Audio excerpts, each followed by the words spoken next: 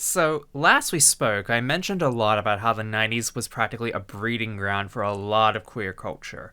What with its interesting portrayal of gender norms being thrown out the window, outright queer relationships being put directly into the media of a younger audience, and even showcasing it all as a much more normal thing. It really did seem like the early 90s to mid 90s was where a lot of what we truly have now began. Or was it? See, just inching itself right into the spotlight just before Sailor Moon properly was introduced to the world at the turn of the 90s, there was a little series in the late 80s that managed to set out and start a variable chain reaction in the zeitgeist of the culture at the time, written by one of Japan's most prolific mangaka, Rumiko Takahashi. And with one specific work of hers that featured not only a lot of genre-defying tropes in it, and managed to further bend the rules on what the general public knew at the time of what to expect with the genre she was writing, Rumiko Takahashi created one of the most influential series of its time, which would later go on to be a very infamous example of having a rude awakening with a splash of water to the face.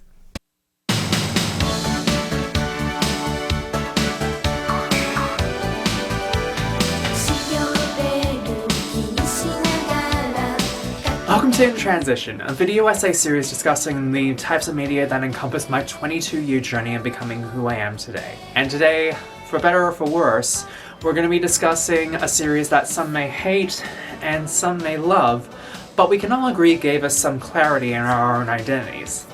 Ranma 1/2. So before we get started on today's topic, I first want to discuss the creator of Ranma 1/2. Rumiko Takahashi, and her works in a sense. Believe me, there's a reason as to why we're going to be going on this little bit of a tangent, so just bear with me for one moment. It's all going to make sense once we get on to the later topics. Rumiko Takahashi is known for writing a lot of shonen manga with a twist. Those twists more often than not being there for comedic plot reasons, but also arguably to set itself apart from the other series that take part in the same genre. Take, for example, the series that Takahashi is probably the most known for aside from the topic of today's video, InuYasha. I want to change the world. We all know the plot. Half demon, half human gets thrown into a Monster of the Day fetch quest to recover the shards of a sacred jewel with a high school student. But the wacky twist behind it is that he has a binding necklace that makes him slam to the ground whenever she yells out, "Set, boy!" To be honest, people see that and instantly knew what to think, so it's no wonder that InuYasha was a smash hit for the mid-2000s given the time it came out in. But that's not to say it had its own issues with the subject characters involved and how their relationship is just not the best. I only bring this up for stuff that we're going to be talking about later on, but moving away from InuYasha for a little bit, we also have series like Urusei Yatsura as well, that had a little bit more of a gag comic format, but also managed to add in a lot more slice of life aspects to it as well, with some mixed results, if you ask me personally. And this isn't to say that it's good nor bad, but it definitely shows its age, given the fact it was around about a time wherein that type of eclectic style wasn't exactly all the rage at the time, and it shows. I only bring this up as well because as we go back to Ranma, it's what I feel like to be the peak of Rumiko Takahashi's work. Yeah, sure, at the end of the day, she's more known for making InuYasha and series like it. And I feel like she really put her best foot forward with Ranma 1/2 as well.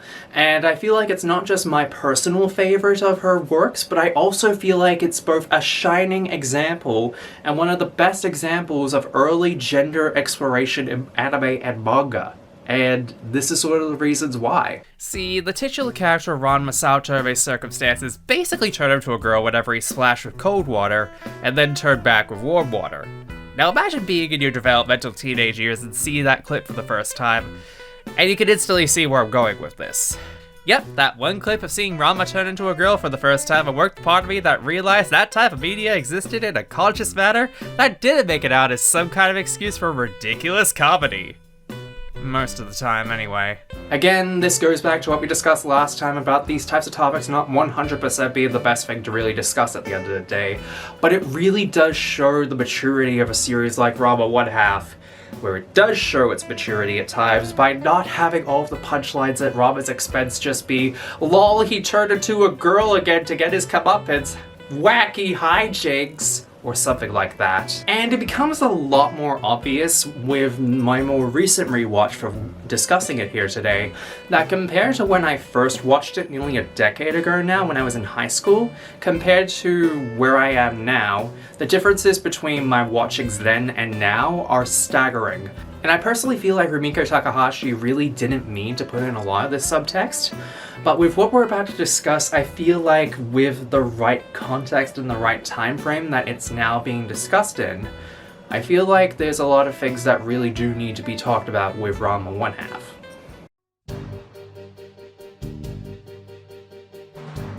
So I'm going to start off this next bit by basically mentioning two words that a lot of people are either going to hate me for, or a lot of people are going to say finally on for talking about.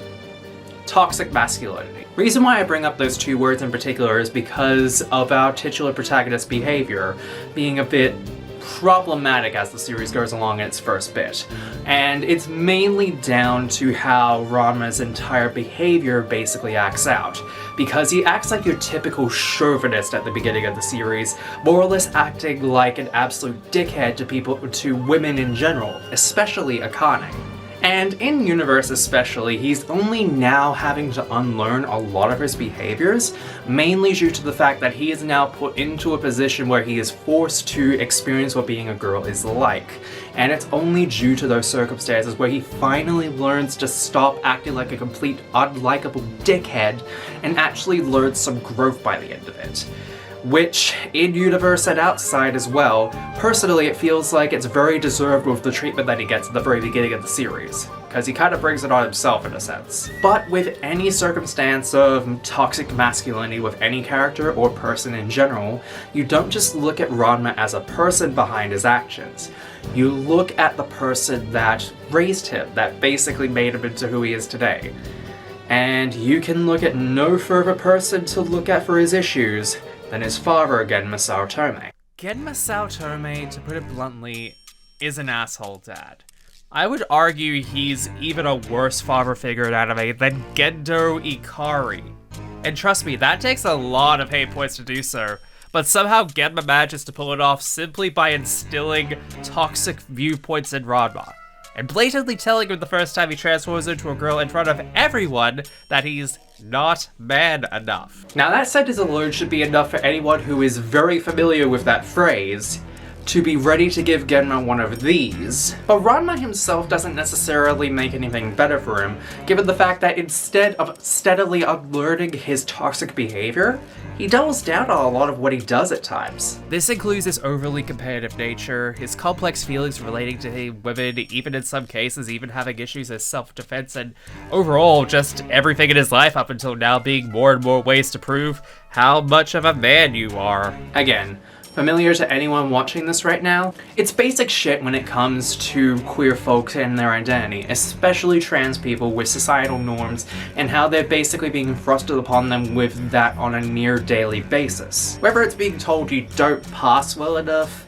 whether it's being called a slur of any kind of your preferred identity, or just quite simply being told you'll never be a real man or a real woman, it's plain to see where this is going. All of which is brought about due to Genma's raising of Ranma, and how Ranma basically doesn't just have to fight off physically against enemies in the series, but he also has to deal with his own psychological battle now due to the way he was raised and his new sudden identity crisis, as it were. And as the series goes on, he does learn to get better with how he treats others, not just of the female gender, but also those around him. A prime example being of when a childhood friend comes around later into the series as a rival character and is basically acting like she had to rid herself of all female attributes in order to essentially become his equal. Something of which Ranma does struggle to understand, but also comes to terms with after they eventually duke it out. Ranma may be a stubborn bastard at his core, but he does at least show that unlike his father, he's able to change his ways and become a better person. And short little but very special shout out to the rest of the Tendo family, especially the sisters, for practically being an example of allowing traditional stereotypes of design to be shattered by character archetypes, with Akane practically being the biggest showcase in my opinion. When you see her design for the first time, you automatically assume girly girl from the way she's brought about on screen, but her attitude once she's seen in full force? Full on tomboy. And the best part? She barely changes the design to match her throughout most of the series run, especially now given the journeys of whoever may identify strongly with characters like herself. Akane is practically another role model for saying, fuck it, to gender conformity, especially given her character design barely changes that much outside of moments of romantic tension with Ranma, which admittedly is expected because of their relationship being the focal point behind it. But for all the good that Ranma 1/2 basically brought to the table in terms of breaking societal gender norms and basically saying fuck it to conformity, which we here at In Transition absolutely love, and basically how it looks at the gender spectrum as not being a black or white thing, which we also absolutely love as well, it doesn't take away from the fact that Rumiko Takahashi and Ranma 1/2 are still very problematic in its execution.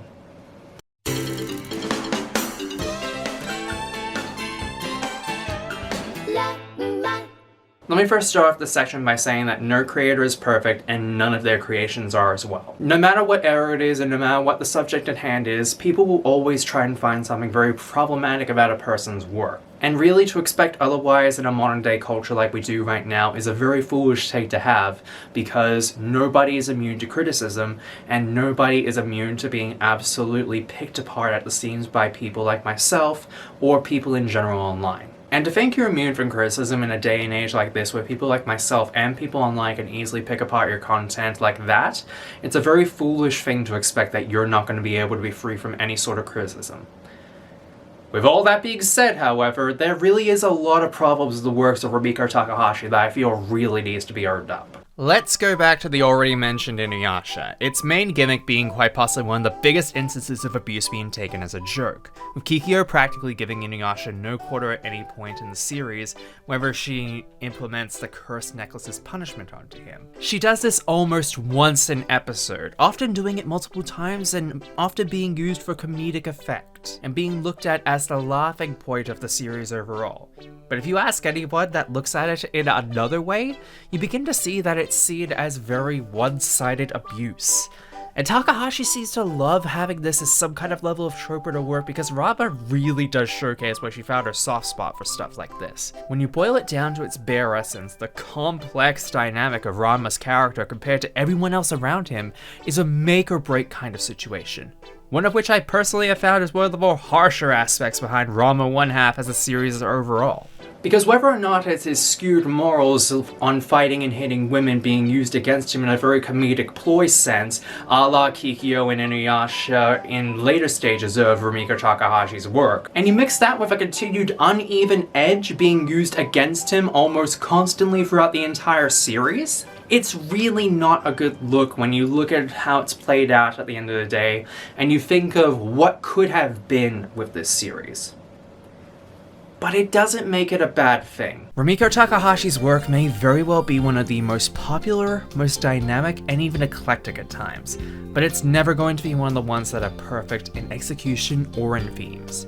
However, the one thing that stands with Ranma is that despite its flaws, it does have a special place in the heart of many a queer person. For without shows like Ranma 1/2 practically changing the game of what shonen and battle-oriented anime and manga at large can do, there's a good chance we never would have had a diversity of shows that we have today, and nowhere near as close to having the kinds of gender-bending antics nor the proper representation of queer folk we'll be seeing of anime series to come. In a way, Ranma 1/2, for all of its faults, it's practically an accidental cornerstone for what we have today for representation, and what we can see as a moment where the consciousness at large would see it less as that series with the gender comedy, and more as the first anime to awaken people to who they truly are. And for that, Rumiko Takahashi and Ranma 1/2 should be remembered not for their faults, but for what they are capable to do beyond face value.